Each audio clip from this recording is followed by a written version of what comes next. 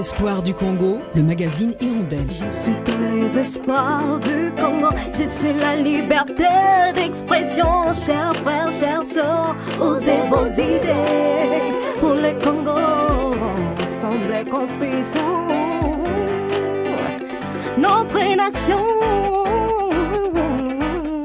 Ce magazine est un hommage au Mwami Dieudonné Ndézé de la chefferie de Bouicha dans le territoire de Rutshuru, décédé le 2 août 2016 aux Pays-Bas. Bienvenue dans ces magazines Hirondelle consacrés à la redevabilité. Ces magazines est produit dans le cadre du projet Uongozi na Maendeleo Bora ou Développement et Bonne Gouvernance appuyé par les PNUD.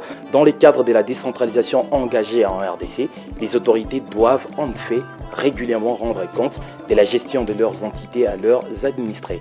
Les personnes élues doivent elles aussi rendre compte du mandat que les électeurs leur confient. Comment la redevabilité est-elle concrètement traduite dans les entités territoriales décentralisées du Nord Kivu? Comment les citoyens perçoivent-ils la redevabilité de leurs élus? Nous allons vous proposer dans ces magazines un reportage réalisé dans la chefferie des Bouicha en territoire des Rutshuru. Bien que son pouvoir soit institué par la coutume, le Mwami Dieudonné Ndézé, chef de cette chefferie, nous dira par les truchements de son secrétaire Anissé Sanvoura, qui les représente, s'il est redevable devant sa communauté et comment l'est-il. Vous suivrez également les avis des citoyens interrogés à Goma. Ils nous diront ce qu'ils pensent de la redevabilité d'un élu. Un expert, M. Thomas Dakian Mouiti de la coordination provinciale de la société civile du Nord Kivu, commentera les reportages et les avis de la population. Enfin, nous écouterons un peu de musique avec l'artiste et musicien Makael Sambo. Merci de votre fidélité à tous les espoirs du Congo, les magazines Hirondelle. Tous les espoirs du Congo, le magazine Hirondelle. À 70 km à l'est de Goma, chef-lieu de la province du Nord Kivu, la chefferie de Bouicha est l'une des entités territoriales décentralisées du territoire de Rutshuru. Nous avons rencontré dans son fief son secrétaire Anissé Sanvoura. Il nous dit s'ils rendent compte de l'administration et de la gestion de leur chefferie à leur communauté. Au niveau de la chefferie, nous sommes censés rendre compte à la population à travers les activités que celle-ci nous a confiées. C'est-à-dire dans le domaine des finances publiques, lorsque nous percevons les taxes et nous collectons l'impôt personnel minimum, nous devons dire à la population qu'est-ce qu'on en a fait. Avant, on n'avait pas l'habitude de les faire. Mais aujourd'hui, on tente de les faire pour essayer d'avoir un mariage entre l'autorité et la population, nos administrés. Cela crée d'ailleurs auprès de cette population plus de confiance. Et les gens, au fur et à mesure que les années avancent, ils comprennent que l'autorité est là pour cette population. Et aussitôt cela fait, les gens ont l'habitude également de travailler dur parce que les gens prennent les choses en main. Même au courant de l'année, il y a lieu que même la société civile, qui est notre partenaire, dise voilà, est-ce que monsieur le Mwami, vous pouvez venir pour nous expliciter de la manière dont vous êtes en train de réaliser telle activité. Et là, l'autorité s'assied après un temps devant cette population pour s'expliquer, pour montrer les leitmotifs de ce qu'on est en train de réaliser. J'espère que les autres devront d'ailleurs nous emboîter les pas, parce que cela n'est pas d'habitude un peu partout. L'avis de notre expert. Je pense qu'il y a encore beaucoup à faire. Je ne saurais donc pas affirmer ou infirmer ce que vient de donner comme élément mon ami Anissé, puisque ce qu'il faut retenir, nous sommes encore à l'étape de l'apprentissage en démocratie. Quand on parle de la redevabilité, ça ne doit pas être une contrainte. Ça ne doit pas être un aspect tel qu'il vient de le soulever que souvent on me demande de venir donner une explication par rapport à une activité selon les taxes perçues, l'impôt minimum. D'abord, il faut rectifier. Il n'y a aucune entité qui perçoit en RDC le CPM. Ça ne se fait pas encore. Nous, à la société civile, on est en train de solliciter que ça se fasse, puisque quand vous rentrez dans l'histoire de la province, vous allez comprendre que la route Goma-Walikale n'a été construite qu'avec l'impôt minimum. Et donc, si ça revenait, ça peut nous aider à résoudre beaucoup de problèmes. Je pense que la redevabilité, c'est encore au niveau du vocable, tout simplement. Mais ça ne se fait pas encore de manière systématique telle que souhaitée par une démocratie enracinée. Qu'en pensent les citoyens ?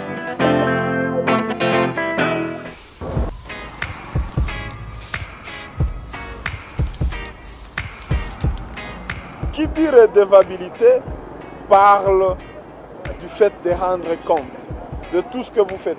Commençons par nos honorables députés qui sont votés au niveau de la base. Normalement, ils ont des vacances parlementaires.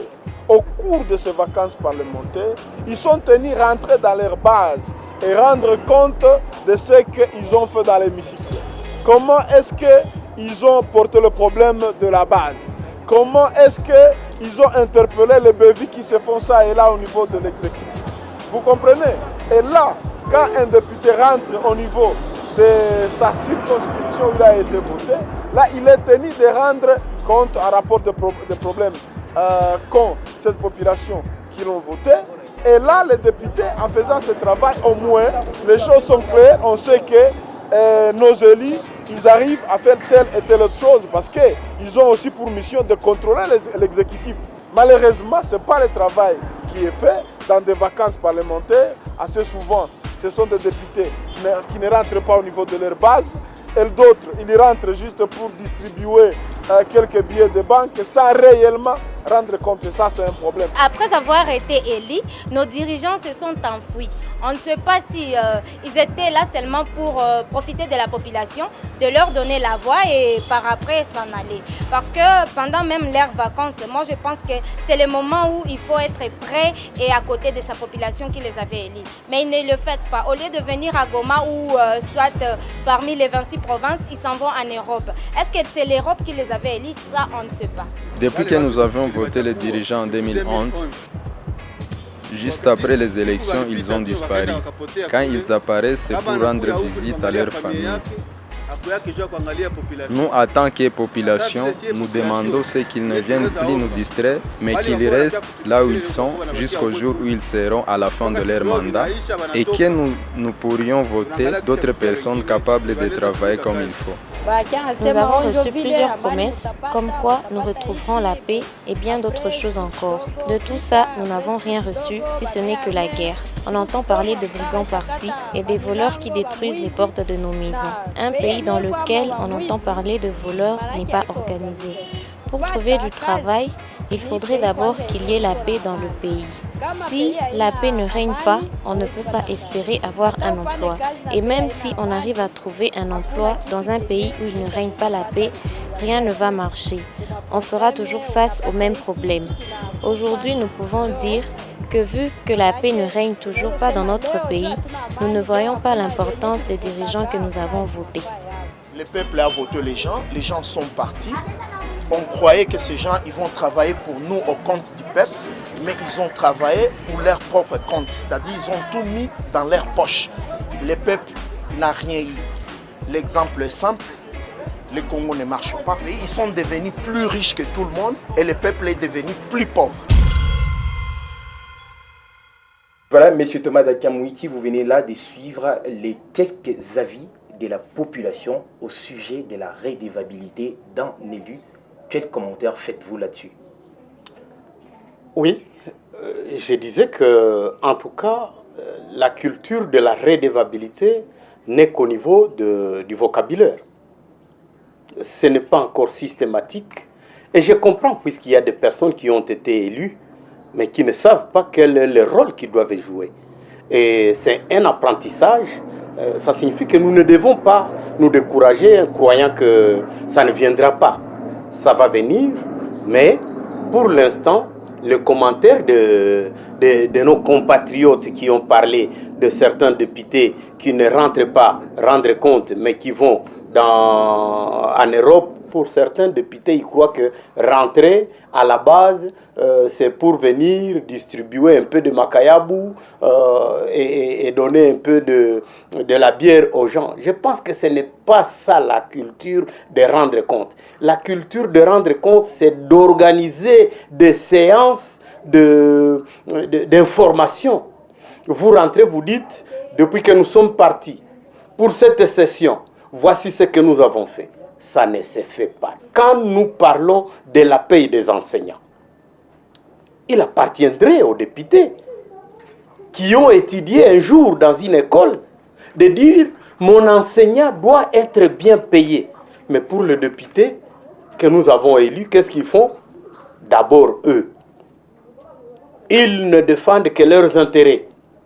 Au lieu de défendre les intérêts de leurs électeurs, de la population, ils défendent leurs intérêts. Tout ça, ce sont des questions importantes de manque de civisme.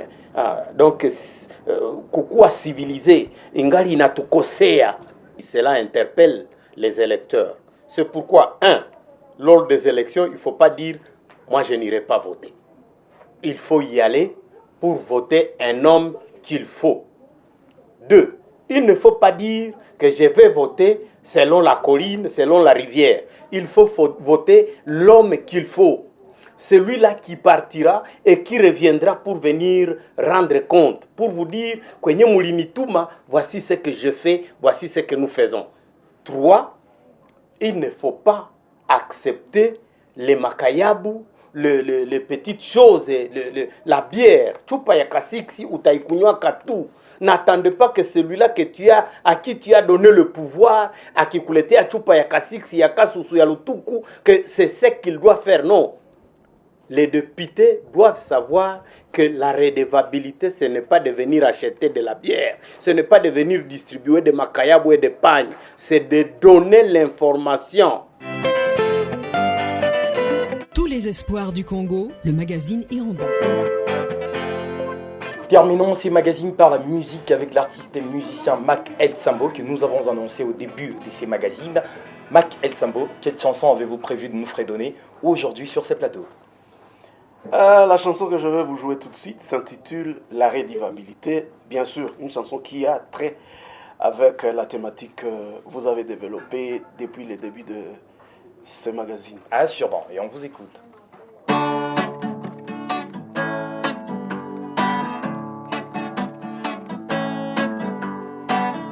Vous êtes redevable, vous êtes redevable à tous ceux qui vous ont élu, à respecter le contrat.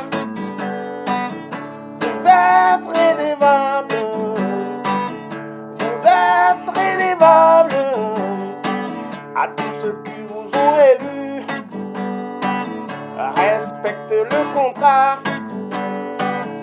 Oh, oh, oh, oh, oh, oh. Nous vous avons élu pour un mandat précis, celui de nous défendre, de plaider pour nos causes.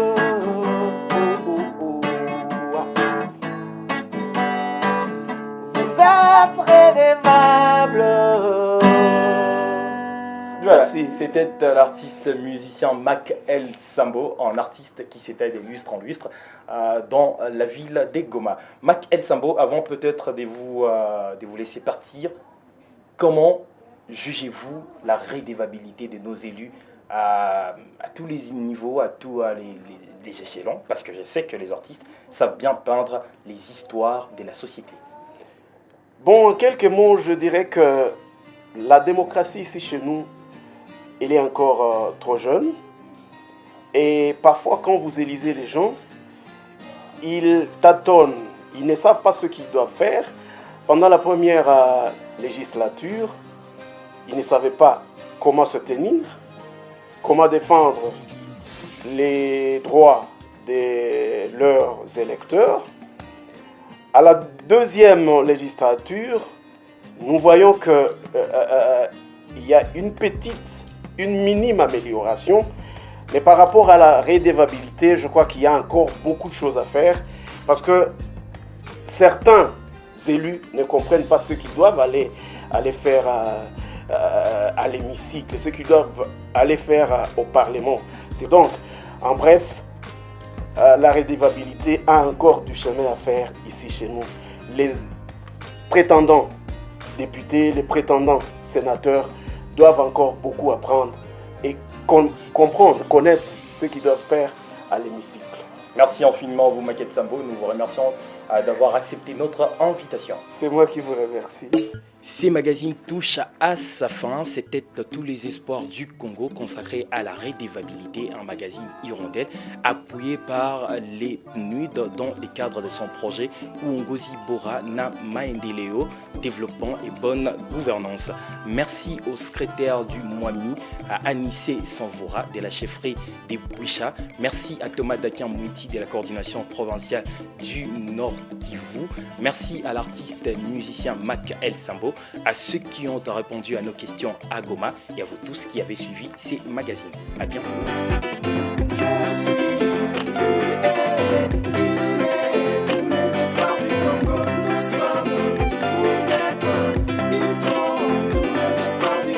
Tous les espoirs du Congo, le magazine Hirondelle. Je suis tous les espoirs du Congo, je suis la liberté d'expression. Chers frères, chers sœurs, osez vos idées.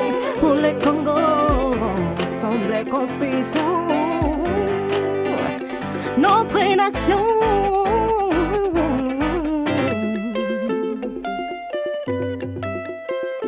Je suis